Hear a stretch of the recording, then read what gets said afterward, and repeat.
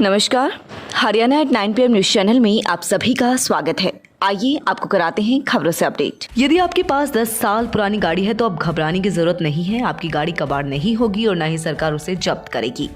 दिल्ली सरकार ने एनसीआर और हरियाणा के 14 जिलों में पुराने वाहनों को कबाड़ करने की पॉलिसी का तोड़ निकाल लिया है।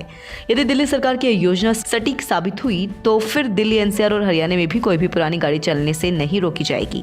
लेकिन इसके लिए सरकार की यह शर्त भी आपको माननी होगी। इसके बाद ही आपकी स्क्रैप होने वाली गाड़ी चलाने लायक बन पाएगी। तो चलिए आपको बताते हैं कि क्या है दिल्ली सरकार की वह योजना जिसके लागू होते ही कबाड़ वाली गाड़ियों की उम्र बढ़ जाएगी। लाखों लोगों के लिए राहत भरी खबर। दिल्ली, एनसीआर सहित हरियाणा के उन 14 जिलों में रहने वाले लाखों लोगों के लिए राहत भरी खबर हो सकती है जिनके डीजल वाहन की उम्र 10 साल को पार करने वाली है या फिर कर चुकी है।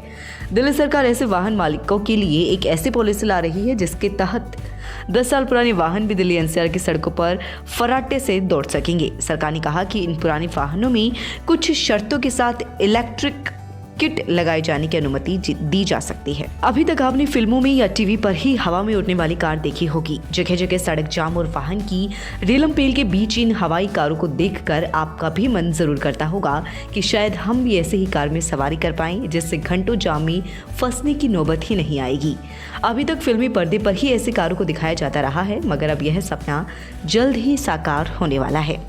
अपने देश में भी लोग जल्द ही उड़ने वाली कारों में हवा से बातें करते हुए दिखाई देंगे। यह जल्द ही सच होने वाला है और लोगों को सड़कों पर भारी जाम से छुटकारा मिलने वाला है। ऐसी कारों का आविष्कार सच में होने जा रहा है। जल्द ही अपने देश में लोग आसमान में उड़ने वाली कारों का मजा ले पाएंगे।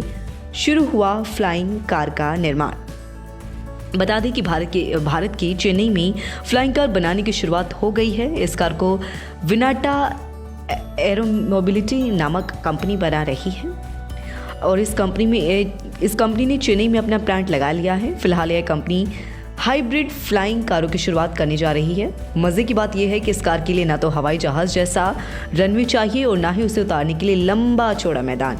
यह कार आसानी से अपने घर की छत पर उतारी जा सकेगी और वहीं से इसे उड़ाया जा सकेगा। रोहतक अतिरिक्त उपायुक्त महेंद्र पाल ने बताया कि राज्य सरकार द्वारा ऊर्जा संरक्षण को बढ़ावा देने व बिजली खपत को कम करने के उद्देश्य से वर्ष 2020-21 के लिए राज्य स्तरीय पुरस्कार प्रदान किए जाएंगे। राज्य स्तरीय पुरस्कार के तौर पर 2 लाख रुपए तक के पुरस्कार दिए जाएंगे। पात्रता रखने वाला इच्छुक 10 फरवरी 2022 तक अपना आवेदन जमा करवाएं।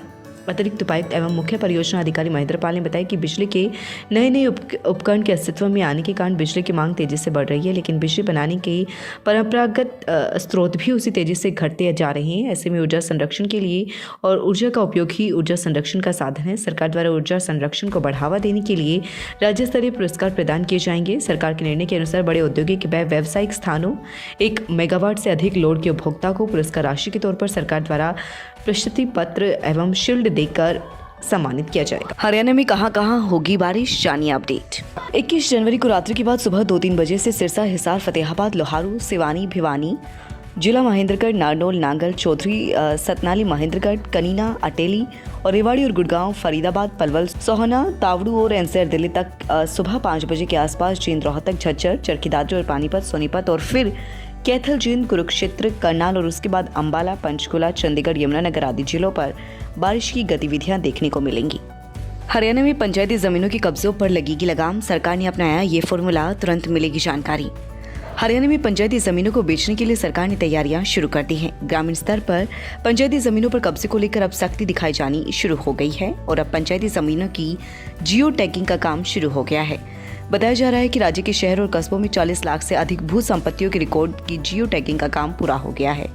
अब सरकार गांव में यह कार्य करवाएगी। पंचायत भवन, आंगनबाड़ी समेत सरकारी भवन और पंचायत से संबंधित जितनी भी जमीन है उसकी जियो टैगिंग करवाने के लिए सरकार ने पंचायत विभाग के अधिकारियों को पिछले दिनों पत्र भेज दिया है। पत्र में कहा गया है कि विभाग यह कार्य तुरंत शुरू करे। अमूमन सरकार को शिकायतें मिल रही हैं कि सरकारी ज़मीन पर लोग कब्जे कर रहे हैं। मालूम है कि डिजिटल क्रांति के युग में चीज़ें तेज़ी से बदल रही हैं। काफ़ी क्षेत्रों में निगरानी को भी तकनीक आधारित कर दिया है। सरकारी योजनाओं की निगरानी के लिए जियो टैगिंग कराया जाना आम हो गया। विभिन्न विभागों के विकास कार्यों की प्रगति जानने के लिए इस तकनीकी का इस्तेमाल किया जा रहा है। इसके सकारात्मक नतीजे भी सामने आ रहे हैं। ऐसे समझे तकनीक। जियो टैगिंग का अर्थ है कार्य की भौगोलिक स्थिति फोटो, मैप और वीडियो के जरिए पूरी जानकारी देना। इसे अक्षांश व देशांतर से उस जगह की लोकेशन जानी जाती है जिसमें गूगल मैप देखकर जगह का आसानी से पता किया जाता है। इसके अतिरिक्त अन्य चीजें भी इससे जोड़ी जा सकती हैं। जियो टैगिंग के बाद अगर कोई भी व्यक्ति सरकारी संपत्ति पर कब्जा करता है तो इसकी जानकारी सरकार को मिल जाएगी। यह मालूम हो जाएगा कि कितनी संपत्ति पर कब्जा किया गया है। यह कार्य करते समय संपत्ति का पूरा रिकॉर्ड फोटो समेत दर्ज होगा। लगातार खबरों से बनी रहने के लिए चैनल को लाइक, सब्सक्राइब और शेयर जरूर करें। धन्यवाद।